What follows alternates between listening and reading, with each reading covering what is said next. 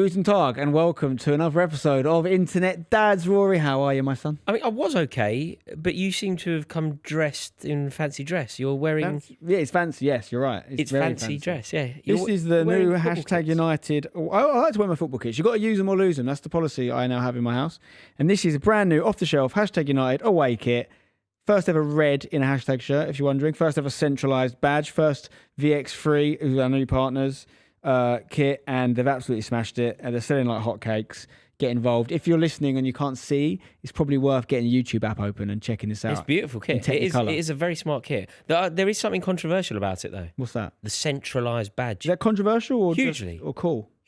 It could be both, but it's certainly controversial. It's our 10th anniversary this year, Rory. It means we've 10 years of making kits. And yeah, we've still managed to find some first. We always change our away kits every year, the colour. We don't really have an away colour. So we wanted to do red for the first time this year. Nice. Red and blue, hashtag logos all over it, completely bespoke.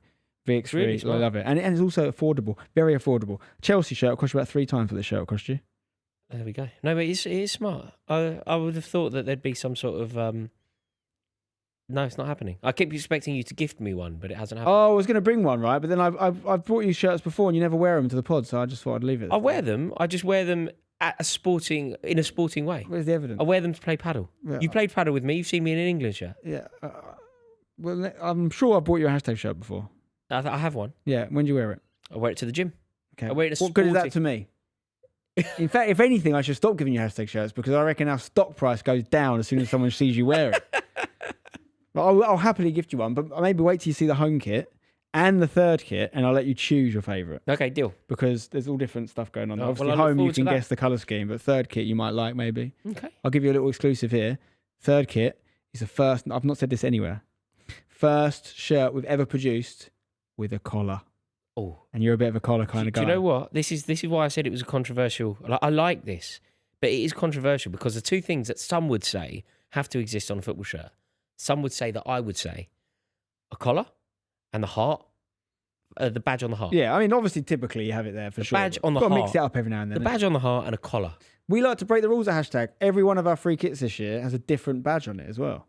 So rather than the normal hashtag one, yeah, this one is a circular one. And it has obviously its 10-year anniversary year. It mentions it on there. The home shirt is more of an old school badge. And then the third shirt has all kinds of stuff going on. So it's a different badge. Collector's items, you might say. I love it. Listen, we're going to do some Dad Diaries today. I love Dad Diaries. To do that. Before we get into that, though, I want to show you some clips, actually, that I found on Instagram. What I do is I get a lot of dad-related clips because I'm always looking at that stuff. And I send it into the guys that help us with our podcast and into Saffron. So first one is from our friends, KSI and Ethan of the Sidemen. They're having a little debate on one of their podcasts. I just hate being comfortable. Sitting back, looking at my life and going, oh man, I smashed it. Fuck me, that's so boring. Yeah. But there is like... I'm thinking about my children and my children's children and my children's children's fine. children. No, also... But if I said they were fine years ago and then I'm here in this position, I'd be broke. I'm going to drop a gem on you real quick. When you have children, yeah, and they're growing up, they're not going to remember, oh, dad was so fucking good. All he did was work constantly and all he did was fly to American club. They'll care about, oh, he fucking helped me do a drawing after school. There's more things to life to enjoy than going, I must grow! No, but I must grow! I've got to go and collab with Kai Cenat right now, I'm sorry. Trust me. Okay, fair. Trust me. Fair. So basically, I mean, I think I know where we both stand on this, but KSI, listen, good pal of mine. You cannot fault his work rate, his endeavour over the last decade plus. It's got him to where he is now. He deserves every minute of the success he has. Clearly, though, in this clip, he is portraying just how almost relentless he has been in his search for growth and success. And Ethan, who's also a very good friend of ours, who, of course, is a parent as well, sort of comes back and says, look, man, it's not all about that. At one day, you're going to not think like that. Is there a right and a wrong here? I mean, obviously, JJ's not got kids. Yeah. So is he right to think the way he's thinking? I think there's merit in both outlooks. I think there's something incredible about the Lutheran work ethic that's been adopted by KSI to make him a household name. Like, my daughter loves KSI. I actually met him really randomly on an episode of The Club fairly recently. He just popped in. So I showed Victoria. I was like, oh, KSI was here. Clementine went, what? I went, oh, don't worry. So you won't know. She went, from BGT, Britain's Got Talent. Of course, yeah. I mean, it's mainstream now. I went, proper. yeah. She went, like, furious.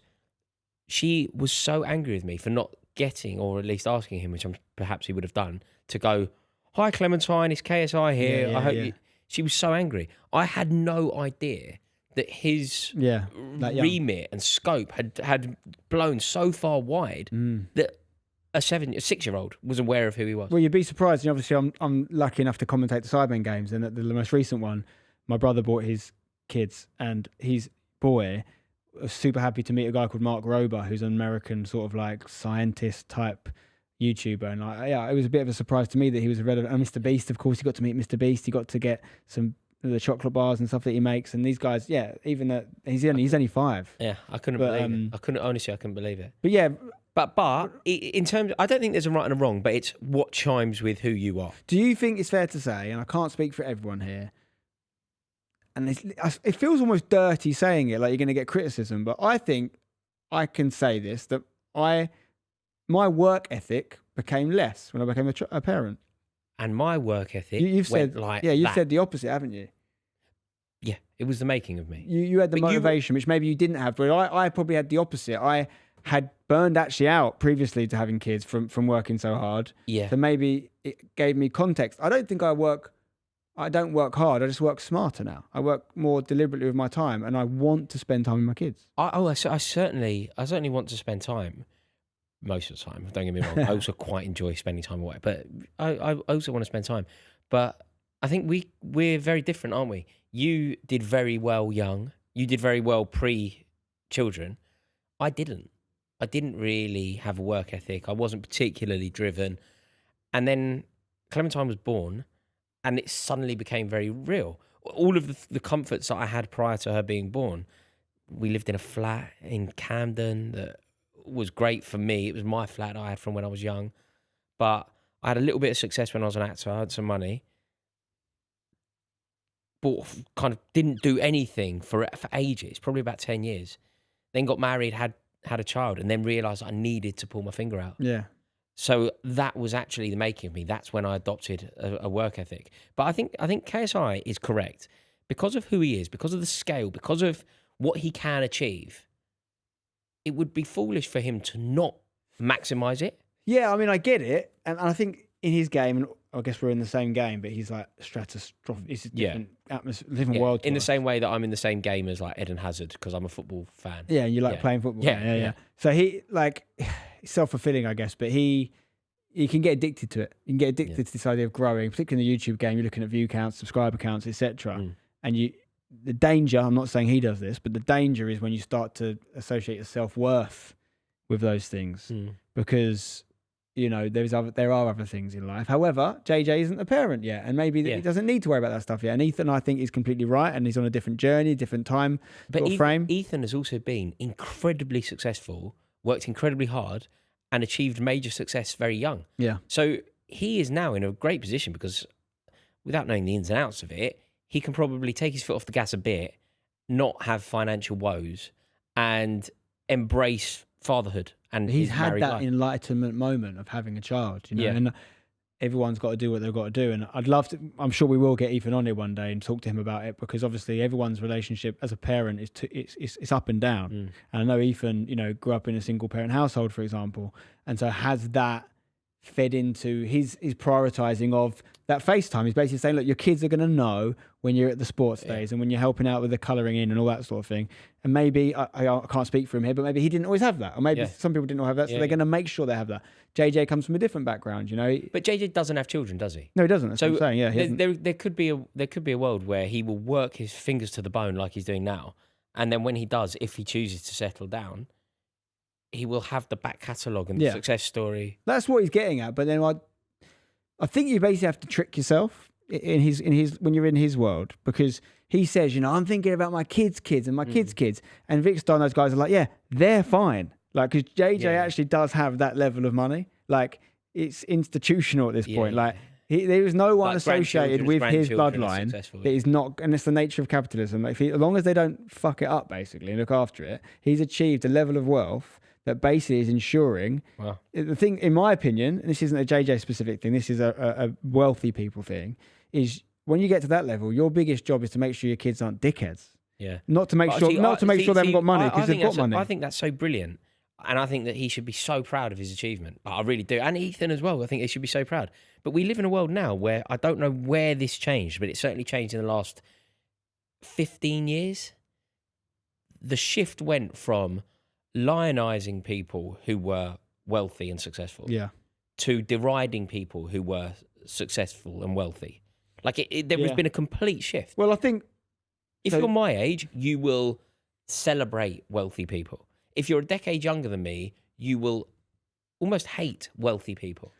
There's a load of different things that could be at play there, right? It could be socio-economic factors and people seeing how much of the world's wealth is wrapped up at the top 0.1%, for example. But it could also be like, England, we just have a certain sense of humour in this country. Often the comparison with America is made. Like, I remember, well, it's definitely true for wealth. I remember someone telling me once there was this big bodybuilder guy and he'd moved to America and he was one of those guys that, you turn heads looking down the street, absolutely huge, right?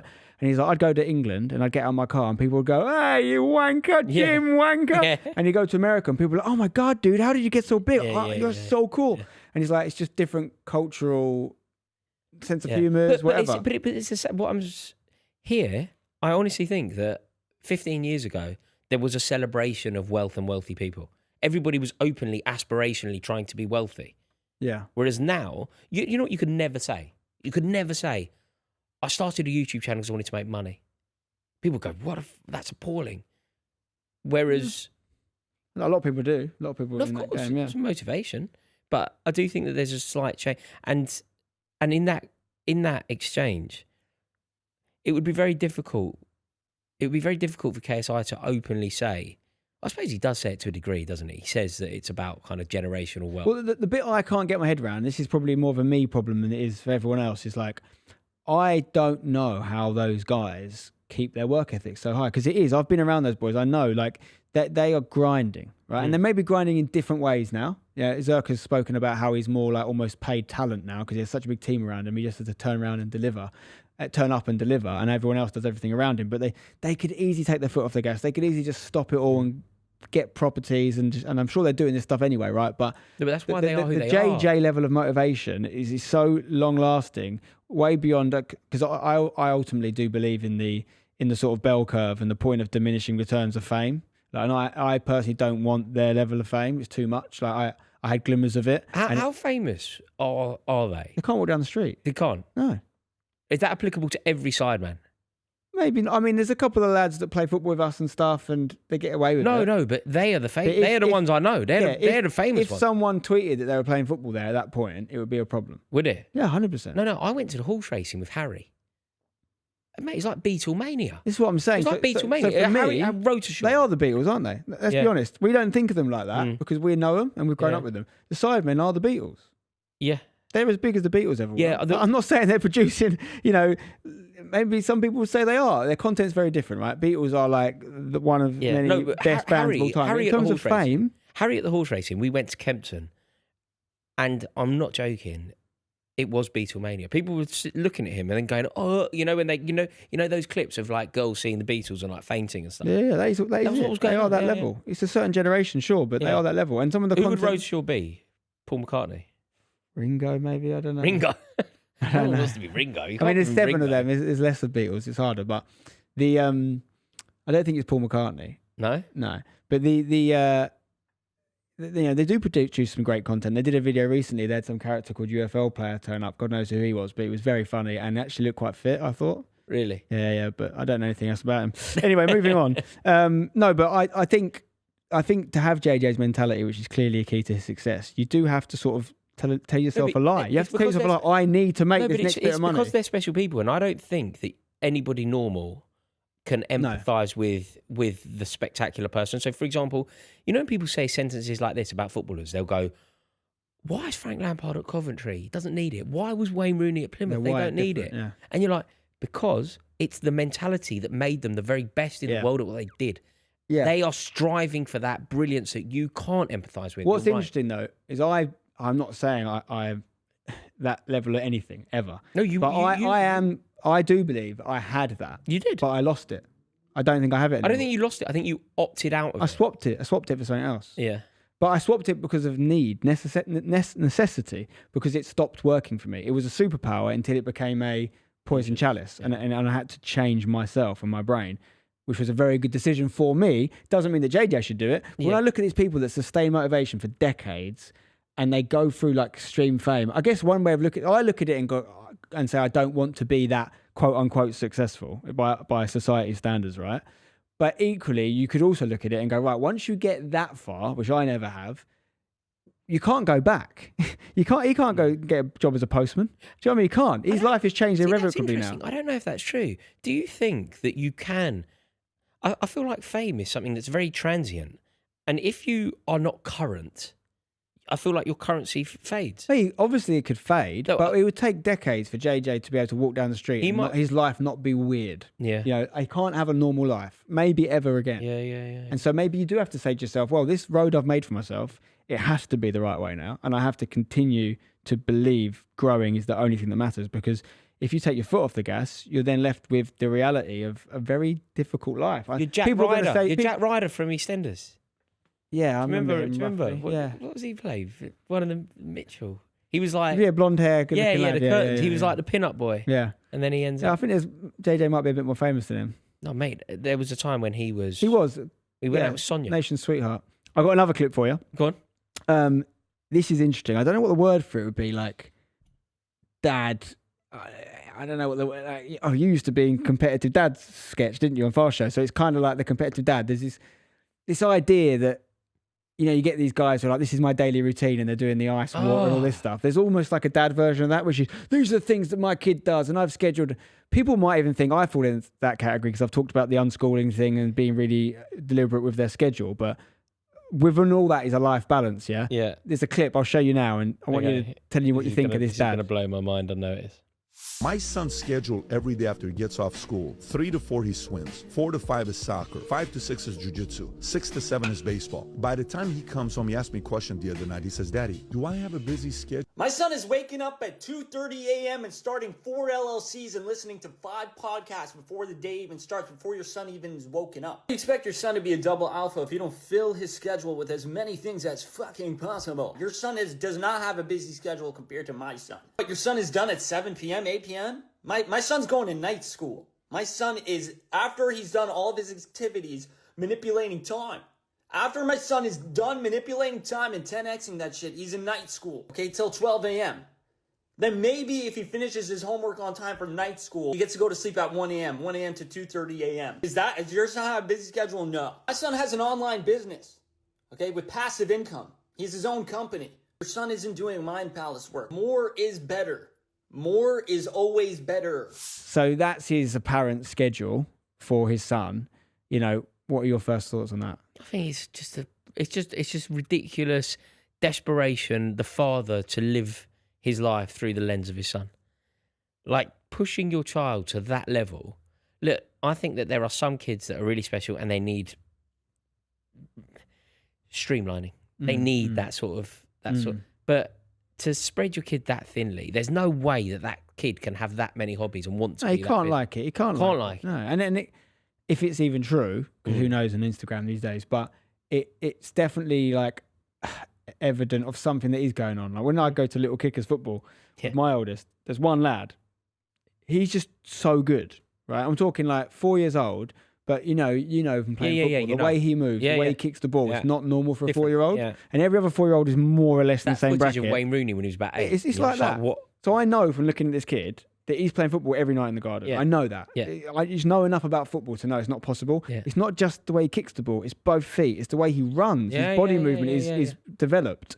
So I say to the dad, I'm like, what is going on here? Like, you know, tell me, because my lad... Nothing wrong with it. I couldn't care less if he likes football or not, honestly. I want him to do whatever he likes. He wants to be a ballerina. I steered Clementine away from football. Yeah, well, as long as they're happy, right, and they have something they love. I hope he has a hobby, and I hope he has something he loves, but I don't care if it's something I like, and I'll maybe learn about it through him. But this kid, I'm like, no, something's going on here. So I say to the dad, like, what's the deal? And he's like, he wakes up every day and he asks to play football. That's all he wants to do. And the dad, and I believe him, but the dad also is this kind of dour guy, and you got the idea that he's like, you haven't run enough tonight. Yeah. I might be wrong, but I do think that kids can have an intrinsic desire to do something. Like supposedly Tiger Woods used to be 2 and sit and watch his dad do golf shots, 1,000 in a row, and just start wiring his brain at that age.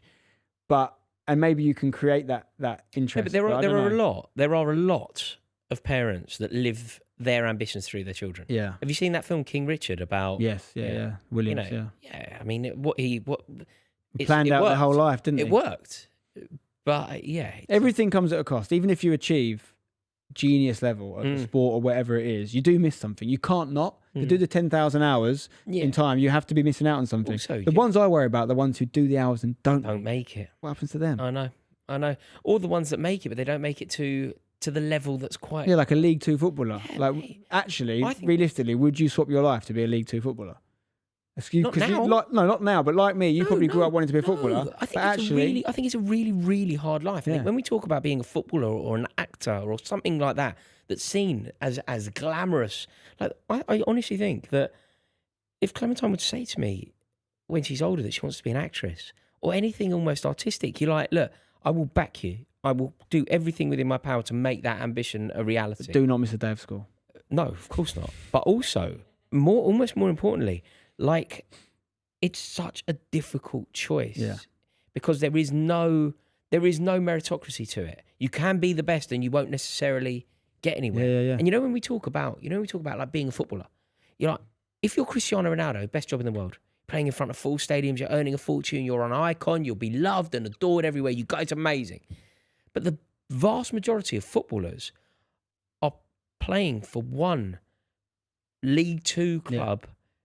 Like, can you imagine this conversation? Have a short career. Imagine if you're a father and you've got this conversation to have with your wife. Imagine the kind of the conversation goes. You go, you're at Torquay. You're playing for Torquay, right? You're a centre-half at Torquay. You go, I've got a bit of good news and a bit of bad news, darling. The bad news is Torquay aren't renewing.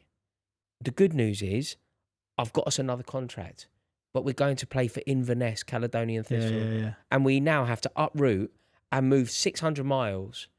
The kids are coming out of school. Yeah. I'm going to take a contract for 3 years on 1,500 quid a week. And we have to do it. And I don't know where we're going to be in 3 years, but that's the reality of it. It's hard. And also, like, it's really relevant because I've seen enough of it with our club and also clubs around us. Like, to get to League Two, you've got to be not only really special, you've got to be really lucky. You've probably got to have some sort of genetic advantage, like generally, because a lot of them are so good. Then the thing they make the decision on is faster. Height, speed, size, whatever. The thing about, say, a parent, reality of it is, of course, there's exceptions to this, right? But if you have played enough football at that young enough age to be good enough at, say, 18, 20 to get a League Two move, you probably haven't got anything else you can do. Do you know what I mean? So, of course, you can go and retrain and you can go back to school and do that. And there's people out there that may have to do that. Yeah. What I'm saying is most people, because of the nature of football, they're not making a choice at 18 between university and thing is that they have committed already and they have to make it work. It's so hard because also the fine line, it's such a fine line.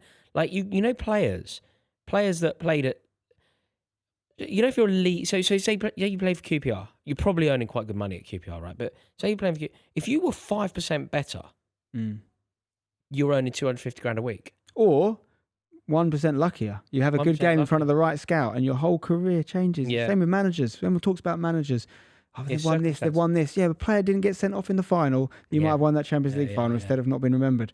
It's everything in life is luck. Is what is it? Luck is when preparation meets opportunity. Yeah, you can make it, but sometimes you literally are just unlucky. It's so the idea of like nurturing your child to be a footballer is so not in keeping with. Look, do what you want. Yeah, but it's just not in keeping with what. It's a very interesting debate, I think, because you look at, say, America, do it differently, and you go to uni, you go get and then you come into the system, whatever sport you play. Obviously, they're not really studying; they're basically full-time athletes at that point. But there's some kind of idea that if whilst at college you don't make it, you've then got a degree to fall back on. You can switch and start studying, all those sorts of things. We don't really do it here. But there's another school of thought. I've heard like Will Smith talk about this as well. It's like you can't have a plan B. But if you have a plan B, you're almost guaranteeing you're going to use it. You've got to be tunnel visioned. And of course, I don't agree with that. It's different being tunnel visioned to be a rocket scientist to what it's been a footballer to what it is to be an actor. Now, I think the big thing with the acting or whatever is like, is someone trying to be a famous actor or an actor? Because even a job in actor, mate, it's so difficult. That's what I'm saying, though. So if you're desperate to be an actor, that means you're prepared to work for not much above minimum wage. You're maybe prepared to have to supplement your income with being a waiter. Exactly. People in LA all doing other jobs and stuff. When I was doing stand-up in the early days, and I had no idea if I was going to be able to do that properly, right?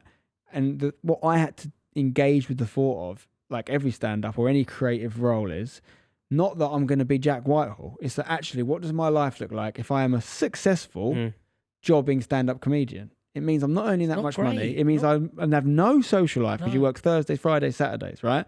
You're going to be on a train non-stop. And there was a genuine aha moment for me individually where I made a YouTube video and it got a load of views and I didn't have to leave the house and I could make 3 or 4 of them in the time it took me to do one gig, which involved driving up to Lincolnshire Student Union and getting £100. I know. And even if that goes well, do you know what's so sad about this, Spencer? I think you and I will both share a passion for the arts and a passion for British arts. And I have a firm belief that like the London scene, the artistic London scene, is something that should be really embraced and funded. And like the BFI is something that we should be very proud of. And the cultural gift that we've given is so strong. Like, the directors, you look at the directors that have come through, you look at the artists that have come through, you look at the fashion designers, you look at the contribution of Vivienne Westwood and like Savile Row and all of this stuff that London has given to, when I think about like the future and like, I feel like the world is quite bleak now, I will back Clementine in any way possible. But if she were to say, I want to be a filmmaker, I want to be a director, you'd just be like, oh God, it's such a hard and unforgiving. And look, if it works, great. But that clip that we just watched does this and does this and does this and does this. What are you doing? Also, do you know the crucial thing here? Like, I've got a 6-year-old. Do you know what she really wants to do? She wants to play. Yeah, of course. That is what she should do. She wants to play. Like, she specifically had a conversation with me about no clubs. And the reason that she wants to do no clubs is because what she really wants to do is have her own time to play British Bulldog in the close that we live with her neighbours. And she also wants to hang out with her parents too. Well, we're also guilty of it, right? Because I'll say to let's say he's like, I don't know, like he loves Pokemon cards, right? So I'll be like, and I think I'm doing it in a fun way, but I'm like, maybe you could have a Pokemon card shop when you're older and you could do shop. He's like, no, I just want to play with them. And I'm like, yeah, and I find myself just imposing this almost anxiety about work that he just doesn't need in his brain right now. Like, yeah, but what are you going to do when you're older, though? What are you going to work at? I didn't know what I was going to work at. I was bloody 22. No. Why am I asking when he's 4? Mate. And he's like, oh, I just want to colour in. Maybe you could be an artist. No, I just want to colour in my books. But Leave me alone. I think life's changed. We were quite lucky in as much. Like, I do feel sorry for young people. And, I feel especially sorry for, like, 20-year-olds now. I think it's hard. But, when we were young, like, I left university and I said, I want to be an actor. And it was kind of obtainable and it was possible. And I was, and I did all right. It feels so different. I don't think you should let that. We're different people, Rory, you and I, but I don't think you should let that worry seep in. Like, I'm not for 1 minute telling you how to think or feel, but if my kid says to me, I want to be the film director, whatever, and it's hard, my mentality, at least now, is going to be, right, what can I do to help lay that path? And then just be happy that they have a thing. Yeah. No, I don't mind it now. Yeah. I don't mind it now. Like when I was her age, I wanted to do karate. Obviously, no, but I'm thinking how I'll be if they're 18 as well. I'm talking about, she's 22. Yeah. She would go, you just think, you're right, I would do everything within my power and I would like try. But, there are some careers that are just safe, stable. Do you think that's partly because you've been through that as well as an actor? Like you've done parts and like when you were... Spence, I got so lucky. But when you were, what was your goal? When you were like that young actor, been on these things, was your plan Broadway. You wanted to be an actor forever? Broadway, yeah. That's what you wanted to do. The dream job would have been to do Pinter on Broadway. And why didn't it happen? In your opinion? It was happening. Yeah. But what happened was I had 1 year where, ironically, I earned quite a lot of money because I did a series of post office adverts. If you like, you can see them now. They're all on YouTube. It's post office adverts when I was about 25, and I was in the post office as a worker, and every episode had someone else on it, like famous. So Joan Collins did one, Roger Moore did one, Westlife did one, Chris Eubank did one, and I was. Should have told when we did poker with Chris Eubank Jr. You should have said I was in an advert. Yeah, but with at the your time, his dad was a touchy subject, isn't it? Yeah. But yeah, I did an advert with his father, yeah. And that year, I worked out over the course of the year, like those adverts paid ridiculous. I kind of bought a flat off those adverts. Yeah. It was back in the day when adverts would pay you huge buyout. But I worked out over the course of that year, I worked like 26 days out of the 365 days. 26. And I remember thinking, like, in my future, I always saw fatherhood. I always wanted to get married. I always saw me being a parent and the paternal man of the house, a man of the house sort of thing. I was like, this is unsustainable. I've happened to have got very lucky this year that I auditioned, and Armando Iannucci did them. You know Armando Iannucci? Yeah, and he Partridge. did. They were his adverts. I auditioned for Armando Iannucci, and I got the job, and that earned the money for that year. But if that didn't happen, and it's like it's always jeopardy. There's always a chance it doesn't happen. I did no work. So I was going to the pub quite a lot. I had no structure. And I kind of realised off the back of that, you know, my mate and me, he was in EastEnders. We both earned some money that same year. And he went, I'm going to use this money to go to LA. Do you want to come and do pilot season with me in LA? And I was like, I don't know if I do. Sliding doors I'm moment. going to use this money to buy a flat and almost and then I started working in telly. But you know what that is, though? That goes back to the earlier point of the no plan B. Your mate didn't have a plan B. You were looking at it as, I need to get, and there's nothing wrong with that. Yeah. But you were like, if I get a flat, I've got something solid. Yeah. And it has obviously stood you in good stead, and you've got done other things in your career. But if your only goal is to be a big time actor, You have to spend you that have money, to go to LA. pilot Exactly. season. And you have to go to pilot you can learn. season. I had a similar thing where so when I had a job at a production company, I had a job for Vincent Company, the footballer, and I didn't like it, so I quit. And when I quit, I had nothing. I had no work coming up. I had a little bit of freelance work, cameraman, editing, music videos, stuff, but like, you know, they say it's feast or famine. It was famine. There wasn't a lot of money, right? And I was just waiting for the phone to ring, waiting for someone to email, Spence, we need you for a gig. And I was going to the gym, playing Football Manager. And I was like, and anyway, long story short, that period lasts about 6 months. And then luckily the phone does ring and a company called Copper 90 offered me a job and I take it and everything sort of went from there. But what I learned from that is that when I then quit Copper 90 a few years later and I was a full-time YouTuber, I knew what you couldn't do as a freelance self-employed person. You had to make it happen. So I went into that with a completely different work ethic because I'd done that the wrong way earlier. Yeah. And if I hadn't had that experience, I might never have known. So, for example, for your daughter or daughters that want to go down that route, surely your experience can be really useful and giving them advice. And rather than dissuading them from doing it, you have the evidence. Say, well, this is how you got to do it. Yeah. You want to be an actor? You get that chance to go to LA. You go to LA. The problem is though, that do you know my one issue with certain careers when they're not fair? They're just not fair. And if you use any TV production now, just think about anything that's on the telly, is the person presenting the show, acting in the show, is it genuinely the best person for the job? And if it is, fine, then great. Or is it the presenter's son? And nepotism is the thing. Is it sure. is it the presenter's godson? So my thing with nepotism is, are they good at the job? So obviously in a fair world, everyone would get a fair crack at the whip, but there's people that get the gigs and you're like, oh my God, this guy is horrendous, girl is horrendous, whatever. And there's people that are really good. Like we know people in industries who've got connections, but Jack Whitehall's a great example. Jack Whitehall made it in stand-up really young and he made a lot of people very jealous because he didn't do the 10 years that you have to do. Yeah. And his dad helped him. But he was good. Yeah. He was funny. Yeah. Bo Burnham is an even better example. Bo Burnham, a huge YouTuber who was so ahead of his time and basically a genius that he headlined Edinburgh at like 20 years old. You don't do that. Yeah. You don't do that. But he did and he sold out and he was unbelievable. But has he got a connection? No. He didn't have a connection. He just made it through YouTube. Right. Made it all off his own back. So it's not nepotism, but he had a lot of hate from the within the stand-up industry, world because he didn't do it the way they did it. Yeah. But he's good. He deserved to be here because he's good. And I feel the same way about nepotism. All I'm saying with regard to if you want to be a vet, if you pass the exam, you will be a vet.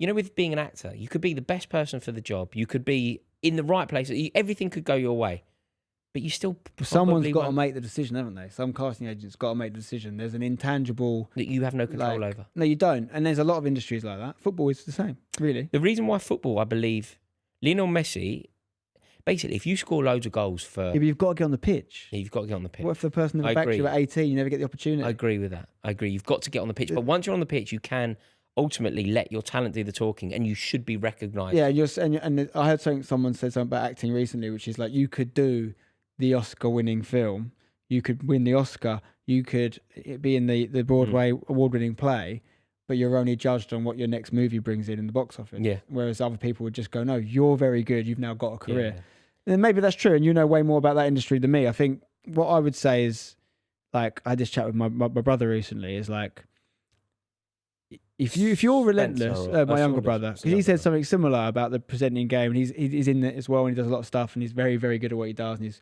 really interested in like the sort of the factual education route. He's done this Antarctica stuff, National Geographic. Like, he's unbelievable what he does. So talented. But he has similar frustrations with the industry. That is sometimes about how many followers you've got or whatever. But my view, whether he agrees or you agree or not, is like, if you're relentless and you are of the opinion that, no, I'm going to move home. Like I say, if you're lucky enough to have people that will put you up, mates, friends, family, whatever, I'm going to move home and I'm going to not think about or do anything until I make it. Maybe I'm oversimplifying this, but I think you make it. It might take 50 years, Rory. But I think I'd like your version to be true, but some of the best, I know some like incredibly talented actors. Like, you know, even if you think about actors that have made it, they have a really good career, really famous, but they haven't necessarily, like, I don't know. I think one of our best actors, one of Britain's best actors, is, say, Mark Strong. Yeah, you know the fellow, right? Yeah. I feel like Mark Strong, and he's incredibly successful. He'll be incredibly wealthy. He's done amazing work.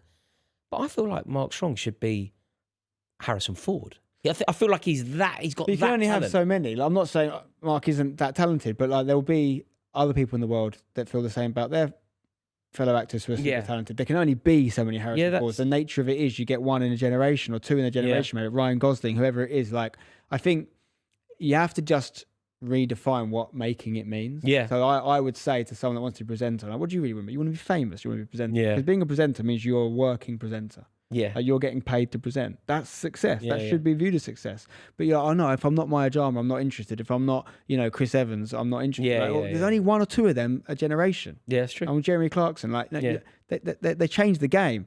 What are you doing to change the game? Now, I would say, what are you doing that someone else isn't doing?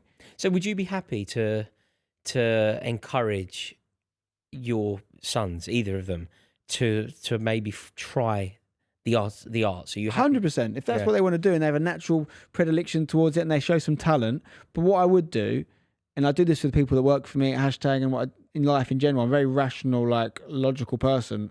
You might disagree with that, but like, is have a plan for how it's going to happen. So like, if it's a YouTube video, for example, so many people go out there and they produce these great videos.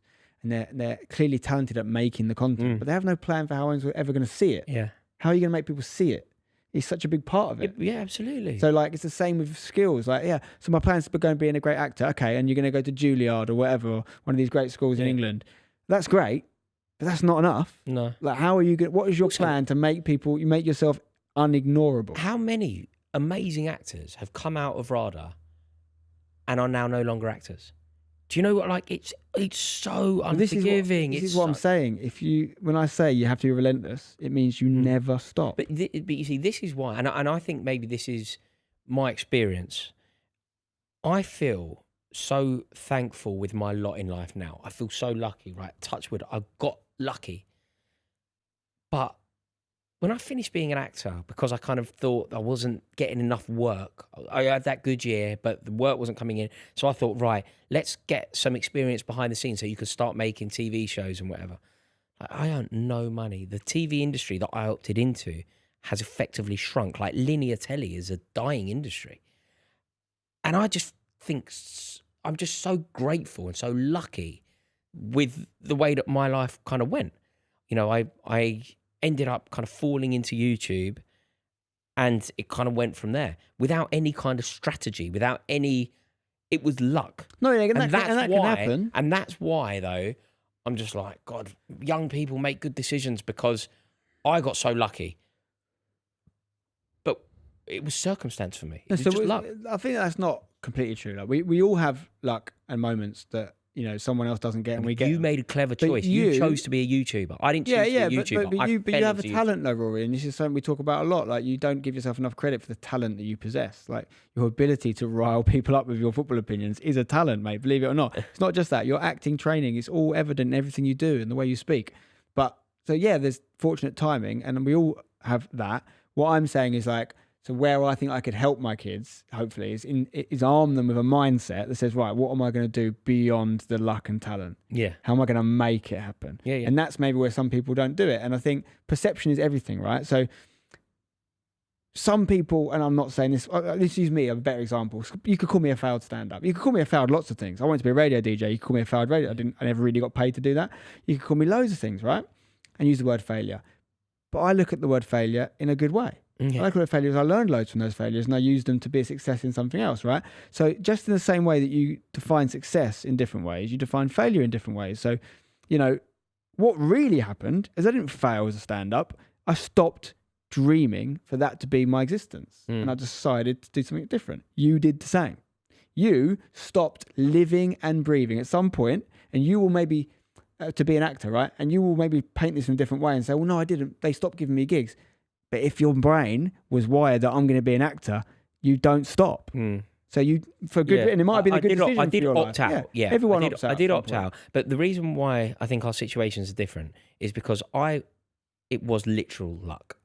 I was working on a series of Britain's Got Talent, and I remember it clear as day. I was writing a biography on Miley Cyrus. She was the guest. A song called Wrecking Ball. I remember it so well. I'm writing this biog in order for Simon Cowell and the crew. And you knew who Miley Cyrus was? I had to, do you know what? There was a 48-hour period where I knew more about Miley Cyrus than anyone, because my job was to basically watch every episode of any interviews that she'd done, so that we didn't repurpose any content, and then write these bios that obviously Amanda Holden at KSI now, but Amanda Holden, Simon Cowell at the time would read, so that they knew everything. Obviously they didn't, but that was my job. Yeah. And I was sitting there and I was writing this bio on Miley Cyrus. And it was like mind-numbing for me, because I kind of wanted to be on camera, and then I was just sitting there. I was writing this stuff that I knew nobody was really going to read about, a celebrity that I particularly care about a song I thought was dreadful. And just pure luck, over there, in the room there, with the door open, was a room, a table, a meeting, and this was a conversation.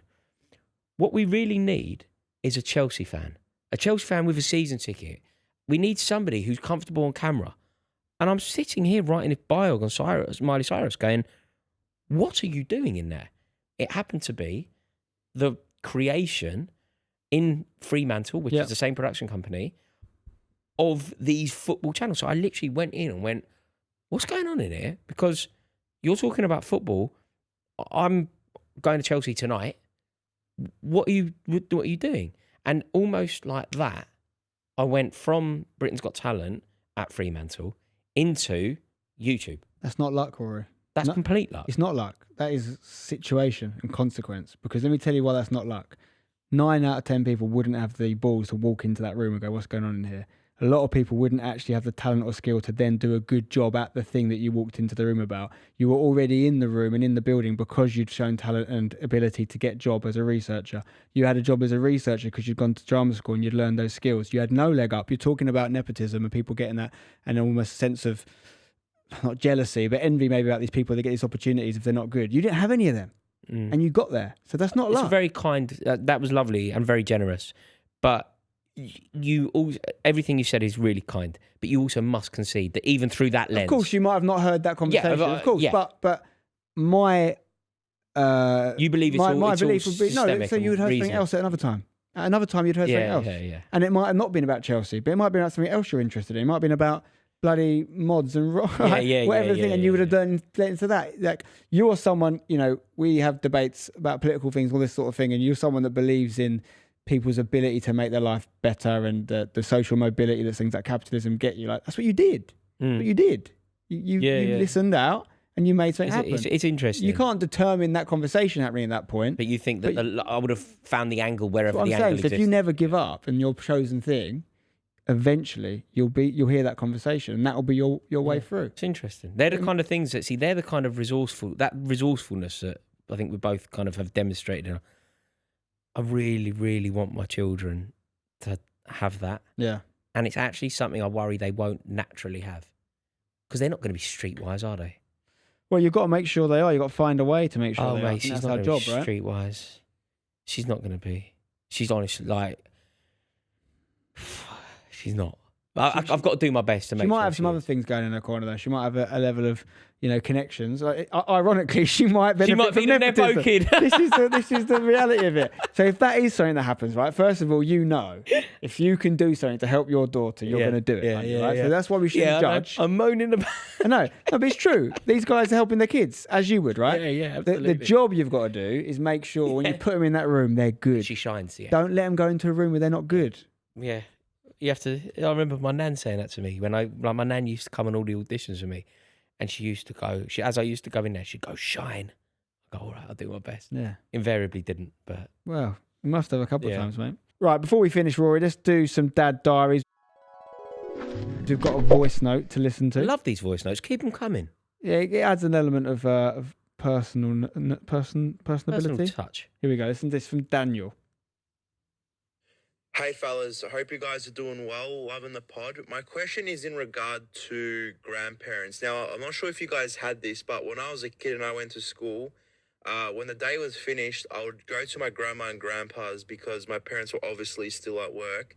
And I was just wondering if you guys had anything similar to this, because I'd like to know the relationship and the upbringing that your grandparents did to you compared to your mum and dad, and if your mum and dad and the grandparents ever butted heads, and if you staying at your grandma and grandpa's ever had an impact on your lives growing up.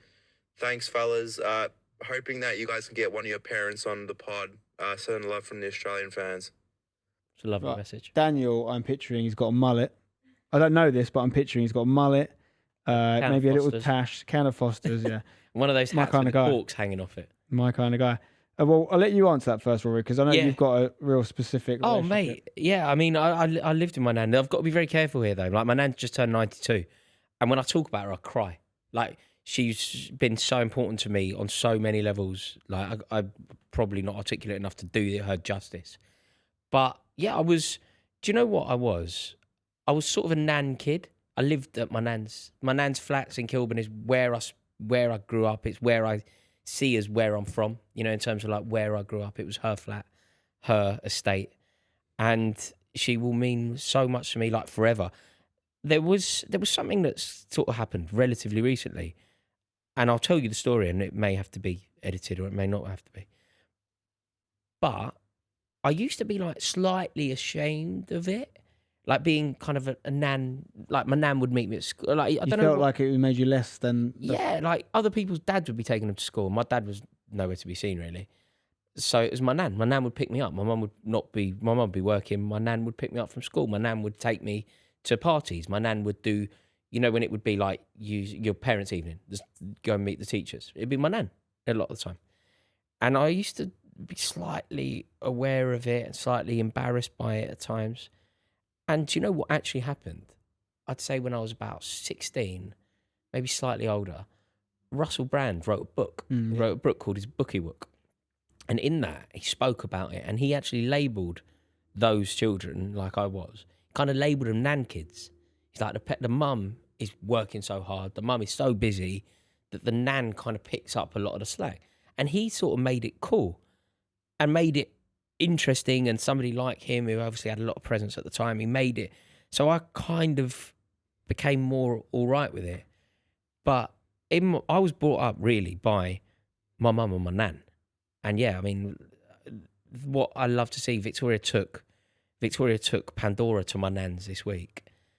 And like, when I see a picture of my nan and Pandora, it just breaks my heart. Like it just hits me unlike anything else. And yeah, I mean, I would say she's 92. She's shrinking. Don't know where she lives. She lives in a block of flats, right? You have to get a lift down. When we walk into the lift, she walks in front of me. Right, mate, they do shrink. She's about Clementine's height. We all do. She's about Clementine's height. It's like Clementine's 6. It's going to get worse as well. We're all becoming these little computer things. Mate, honestly, she is shrinking, but my nan will forever be like just so important to me. And her relationship with Clementine and everything that she did for me when I was growing up will be, it's part of who I am. Yeah, I think it's beautiful, and I love the way you speak about your nan. Yeah.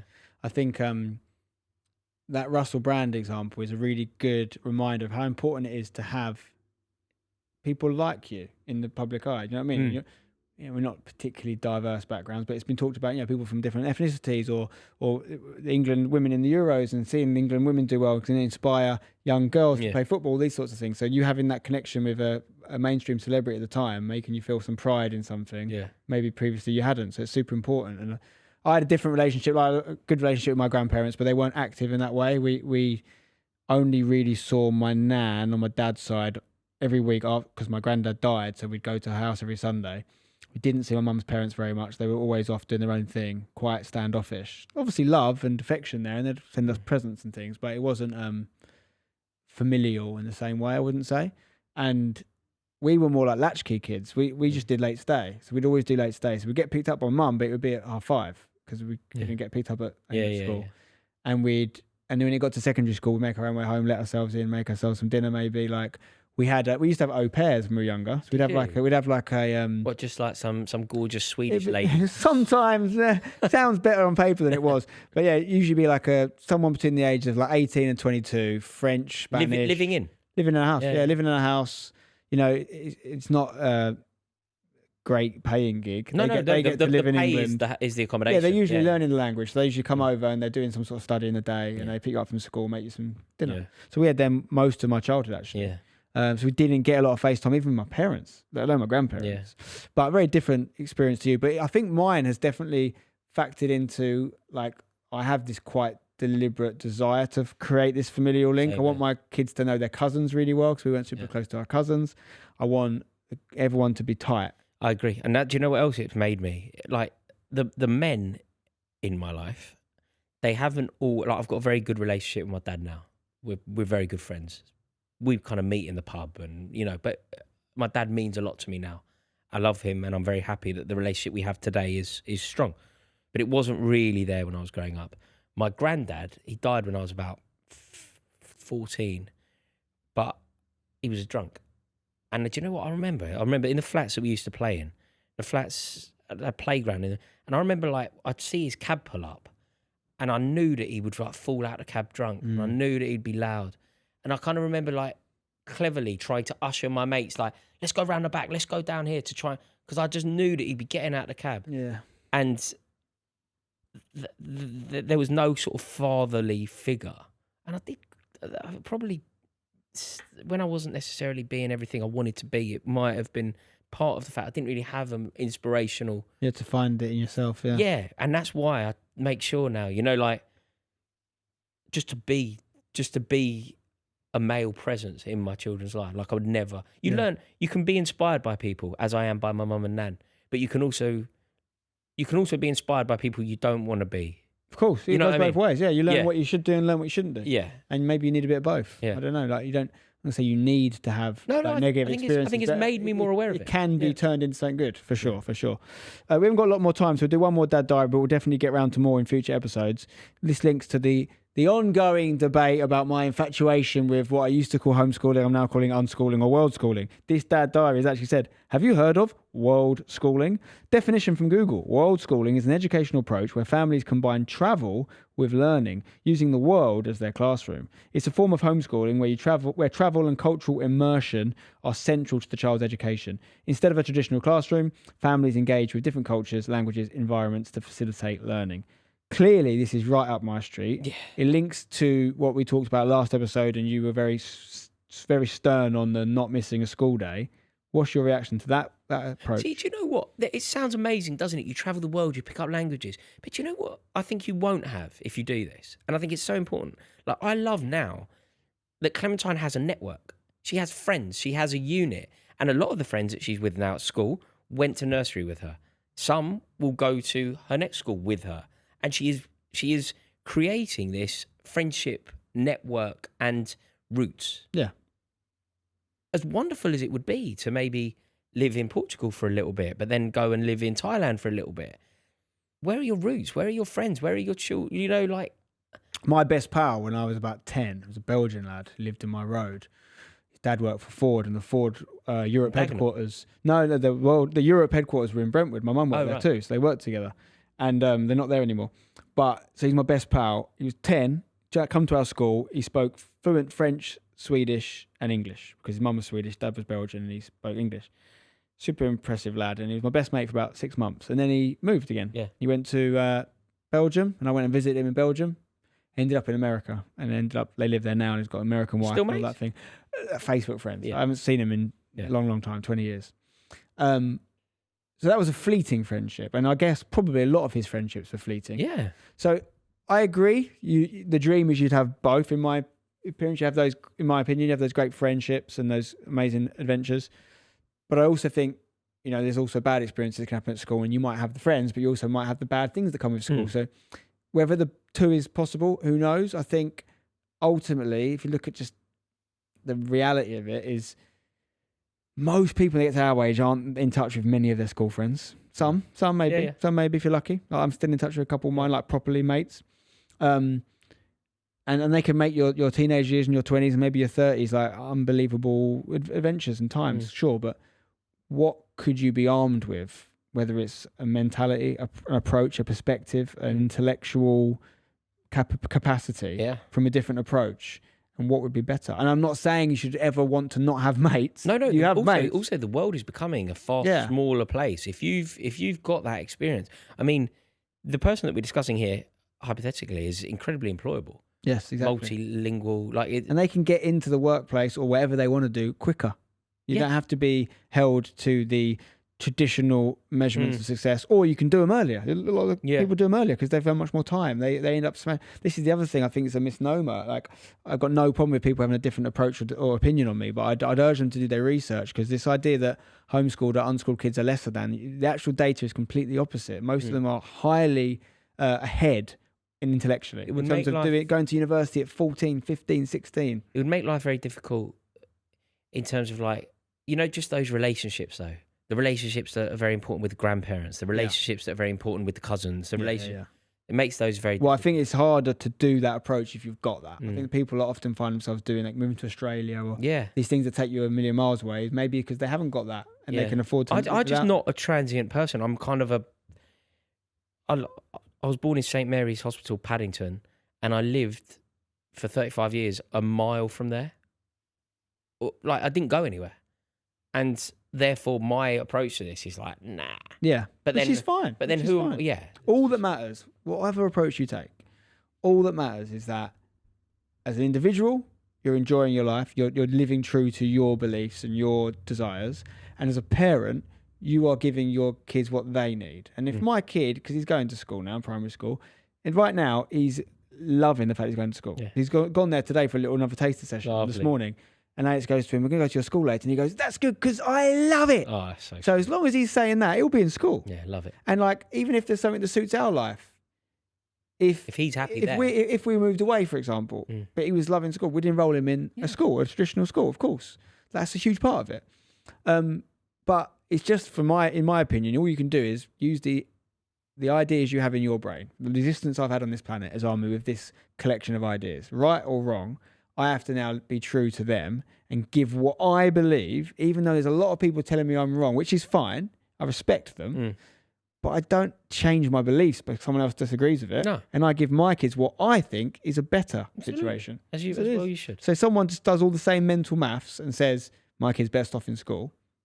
Good luck to you. Totally. Good luck to you. And most people do that. Most people do make that decision.